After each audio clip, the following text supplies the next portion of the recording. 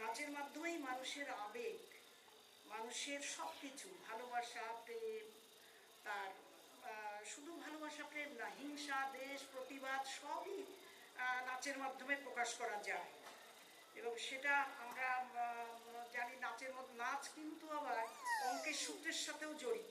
জ্যামিতিক যে ব্যাপারগুলো আছে তার মধ্যে সেই পায়ের মাপ থেকে কৌণিক দূরত্ব থেকে সমস্ত জ্যামিতিক ব্যাপারটা থাকে।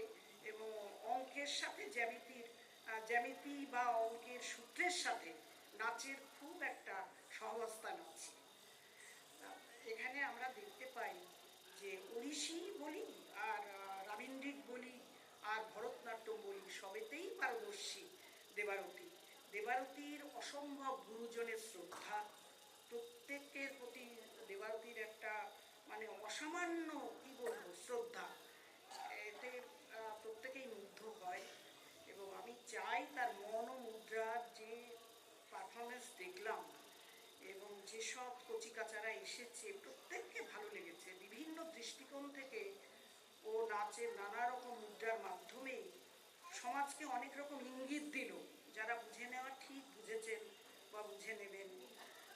এবং তার এই মানে হরপ্পা মহেঞ্জোদারোর সেই আমল থেকে নাচের আমরা নৃত্যশৈলী দেখেছি, আমরা বিভিন্ন ইতিহাস বইতে নাচের ভঙ্গিমা, মানে নাচটা শুধু আজকের না, বহু প্রাচীনত্বের স্বাক্ষর বহন করে। এবং এই নাচের মাধ্যমে ও প্রাচীন এবং নব্য আধুনিক দুটোর মেলবন্ধন ঘটিয়েছে দেবারতী। এবং দেবারতীকে পরম আশীর্বাদ করি আমি, তার উত্তরোত্তর শ্রীবৃদ্ধি কামনা করি তার মন মুদ্রার।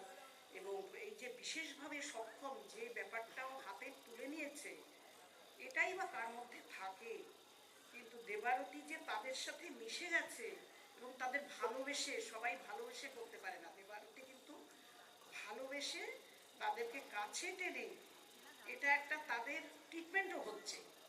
এটা তাদের আমি দেখলাম যা এই যে আনন্দ, যে তাল, তাদের ছন্দ, সব কিছুতে তাদের এই যে আনন্দ, এই জিনিসে তাদের মানসিক শ্রীবৃদ্ধি হবে। এবং দেবারতীকে আমি আরও অনেক অনেক আশীর্বাদ করি।